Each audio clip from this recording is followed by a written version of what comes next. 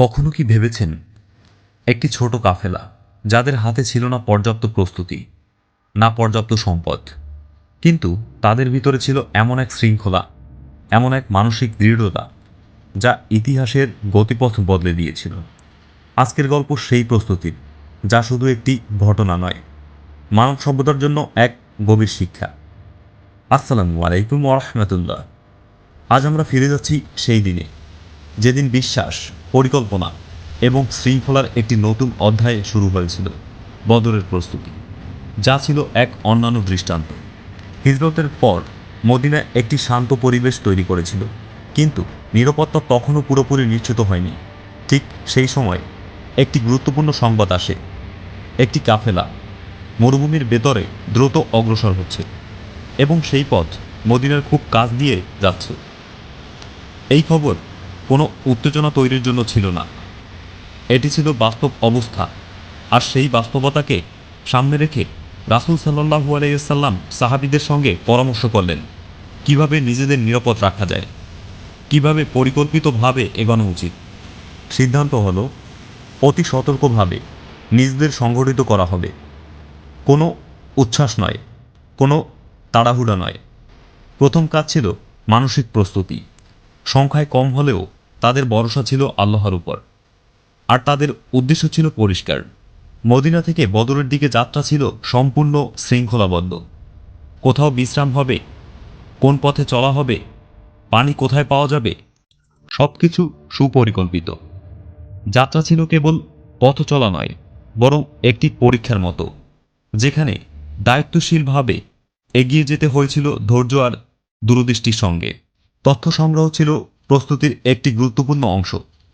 রাসূল সাল্লাল্লাহু আলাইহি ওয়াসাল্লাম বিভিন্ন দিকে সাহাবীদের পাঠালেন তথ্য নিতে। কোন এলাকার পথ নিরাপদ, কাফেলা কোন দিকে যাচ্ছে, সামনে পানির উৎস কোথায় আছে, সবকিছু শান্তভাবে যাচাই করা হচ্ছিল। এটি দেখায় অস্থিরতা নয়, সুনির্দিষ্ট তথ্যই ছিল প্রস্তুতির ভিত্তি। বদরের নিকটবর্তী এলাকায় পৌঁছে দেখা গেল কয়েকটি কূপ। কোথায় অবস্থান নেওয়া উচিত এ বিষয়ে সাহাবীদের মধ্যে মতামত ছিল ভিন্ন ভিন্ন। ঠিক সেই সময় হুবাব ইবনুল মুনজির বিনয়ের সঙ্গে পরামর্শ দেন, যদি এটি নির্দেশ হয় তবে তাই, আর যদি এটি কৌশলগত সিদ্ধান্ত হয় তাহলে কূপগুলোর আগের দিকে অবস্থান নেওয়া বেশি উপযোগী। রাসূল সাল্লাল্লাহু আলাইহি ওয়াসাল্লাম তার পরামর্শ গ্রহণ করেন। এটি দেখায় সমষ্টিগত মতামত গ্রহণ ছিল প্রস্তুতির অন্যতম দৃষ্টান্ত। সাহাবীরা নিজেদের অবস্থানে সুসংগঠিত হয়ে দাঁড়ালেন।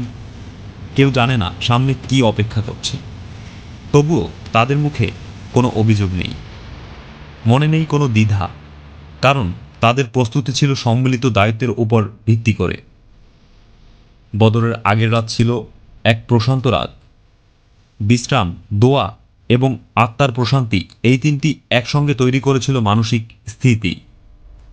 এই রাত প্রমাণ করেছিল প্রস্তুতি শুধুমাত্র বাহ্যিক নয়, মন, আত্মা এবং বিশ্বাস সবই একসঙ্গে প্রস্তুত হতে হয়। সংখ্যায় কম হলেও তাদের প্রস্তুতি ছিল অসাধারণ। তারা দেখিয়ে দিলেন সংখ্যা নয়, বরং আন্তরিকতা, শৃঙ্খলা, পরিকল্পনা এবং আল্লাহর উপর নির্ভরতাই পরিবর্তনের আসল শক্তি। বদরের প্রস্তুতি আমাদের শেখায় শান্ত মন, সুনির্দিষ্ট পরিকল্পনা, সঠিক তথ্য, সমষ্টিগত সিদ্ধান্ত এবং নিজের রবের উপর ভরসা, এগুলোই পারে যে কোনো কঠিন মুহূর্তকে সহজ করে দিতে। আর এগুলোই বদরের প্রস্তুতিকে চিরন্তন শিক্ষা হিসেবে স্মরণীয় করেছে।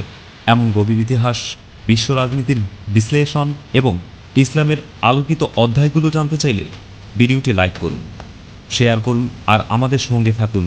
ইনশাআল্লাহ আরও অনেক মূল্যবান কন্টেন্ট নিয়ে সামনে আবার দেখা হবে। আল্লাহ হাফেজ।